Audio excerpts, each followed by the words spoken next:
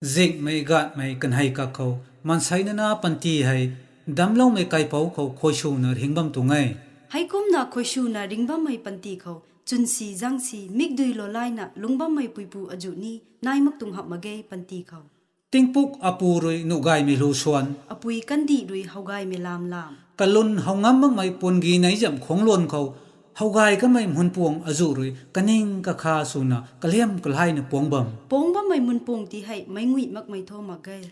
Tingkaw rawang ramdam ko, mansay rin ning may katoy gangtang magay. Sabon panti nung tingkum aju hut na, tingsang kham sukhang latren aju kay lawbam sini, chun akhat na subam kon sini. Kathaksi may punjing azuroy, bagang pigan ko, zian may larian azuta, doy ko mahay ko, zongman ka kung, sunsu rianra migdoy, lolay na tamme panti hay. Hay tha ragong ramdam. Hay the ragong ramdam hay. Ataw kamay rui jien may puiputa tamti khau rui lungham makna son mai chun lu khau ni nu lau jaw ko Sonbam may zaw kamson. lu bang bi khau aram rang bang ton kai lana phangang jaw puki mai chun ku phangang naw nin tana son thau mai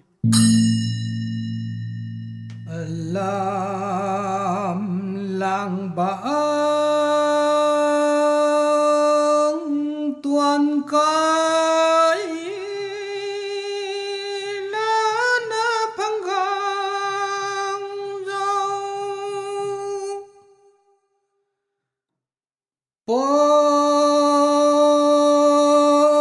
poki mai chol ko panggang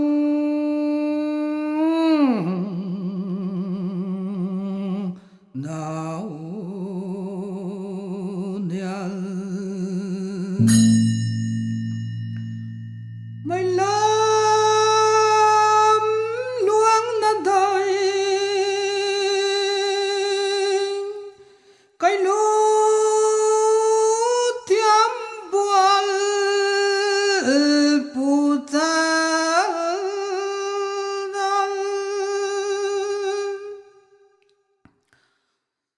tam poi luang na lai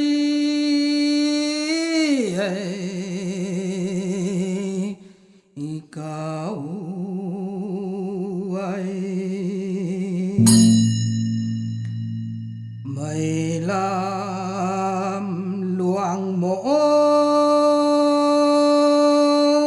luang cao thấy na thiam pu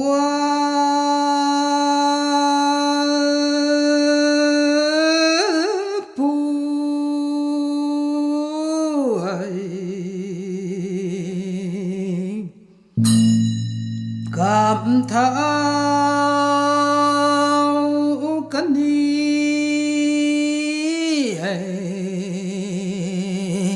ô thầy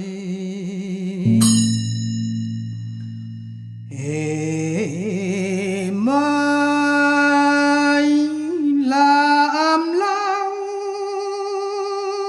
băng tuôn coi la nal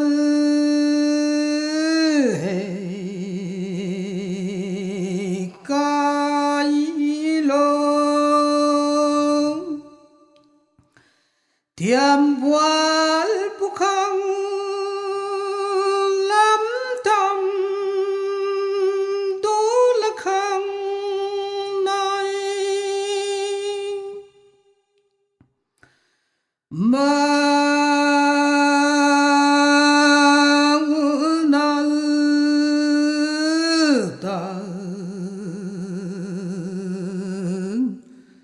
dai thô dai mây lam luang thiểm bual ô lai cúm là khoản thầy